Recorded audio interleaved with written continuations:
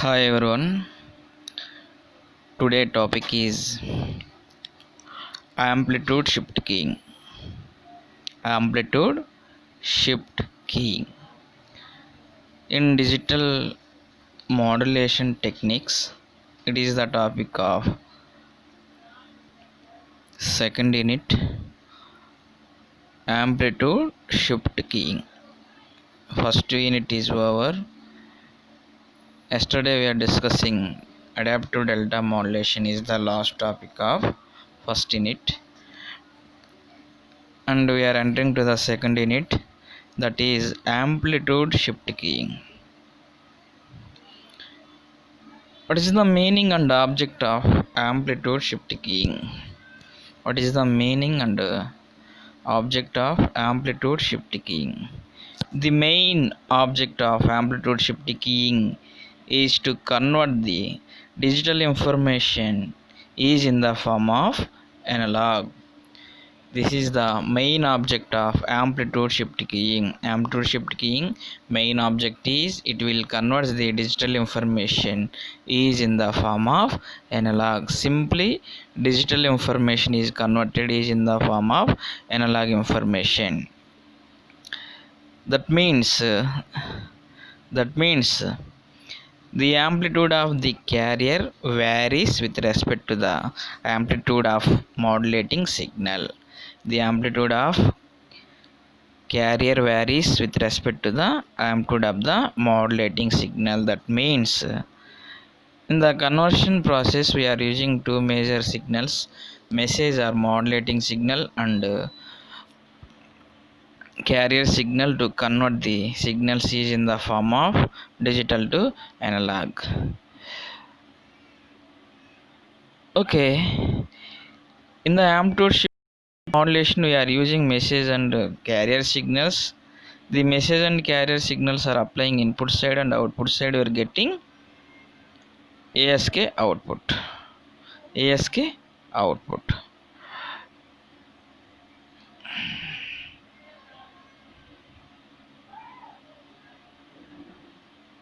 This is the related block diagram of amplitude shift keying. This is the related block diagram of amplitude shift keying. Here amplitude modulating shift amplitude shift keying.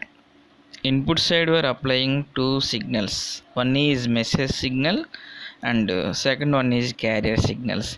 In ASK, FSK, PSK, DPSK, QPSK, these are all the different techniques in digital communications of second unit. ASK, FSK, PSK, DPSK, PCM, DPCM, QPM, QAM. These are all the different individual topics.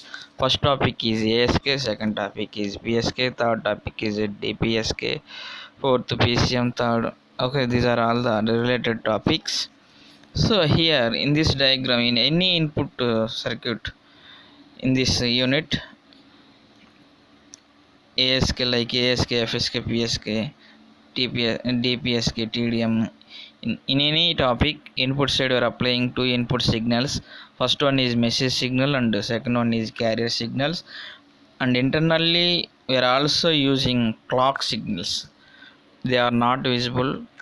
They are internally connected clock signals which converts the signals with respect to time. So in this also we are using two input signals and ASK modulator. It is a part of block diagram of ASK modulator. Block diagram of ASK modulator. That's why we are seeing only ASK modulator. When we are also connecting another block ASKD modulator that will producing the original information signal to the output side. Here message signal will propagates M of t and carrier signal propagates C of t. C of t. So the combination of M of t and C of t will passing through the output side, M of t, C of t, where cos is the angle of the data conversion with respect to bandwidth of bandwidth of the signal, bandwidth of the carrier signal. Here ASK bandwidth, the formula for ASK bandwidth is equal to 1 plus D into R, 1 plus D into R. Here R is also known as R by small n, where bandwidth is equal BW equal to bandwidth, R equal to band rate, and capital R equal to data rate, and D equal to factor of modulating signal rate. Factor of modulating signal rate. The only one single meaning of amplitude shift keying, it is main objective. We are seeing the example of the ASK modulator. It will convert the digital information is in the form of analog. This was the main object of ASK. In this we are using several signals to convert the information is in the form of analog to digital, digital to analog, with respect to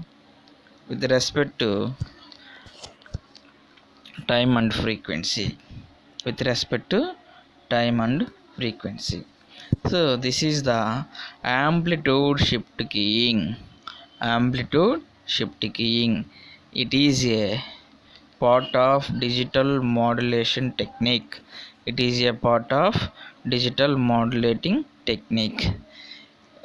Here in this also, that means the amplitude of carrier varies with respect to the amplitude of the modulating signals. For in any communication device or in any techniques, for example, in this unit, upcoming topics is ASK, PSK, DPSK, QPSK.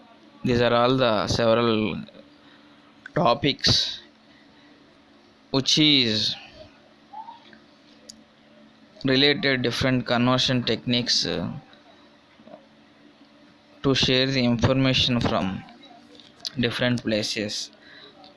Okay, by using these techniques we can easily convert the information in different forms, and then after it will be shared to the information from sender to receivers. So that's why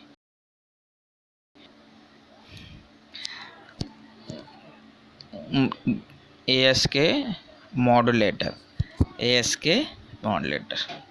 The main working function of ASK modulator, it receives combined signals like message and carrier and clock signals.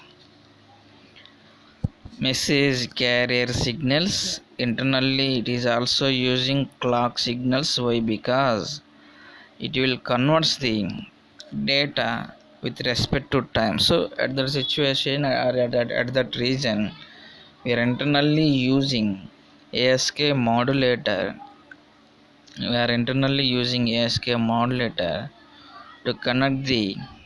convert the information in different forms with respect to ASK modulator.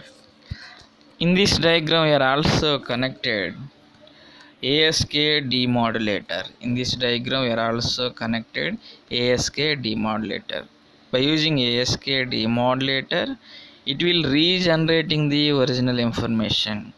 ASK modulator, the main working principle is it will convert the information digital to analog.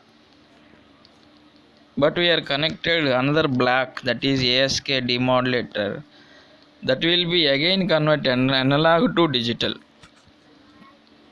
So that means the original information will be propagated through the output side. So in that reason, in this we are using only ASK modulator, but we are connected ASK demodulator. Again signal is converted is in the form of digital to analog.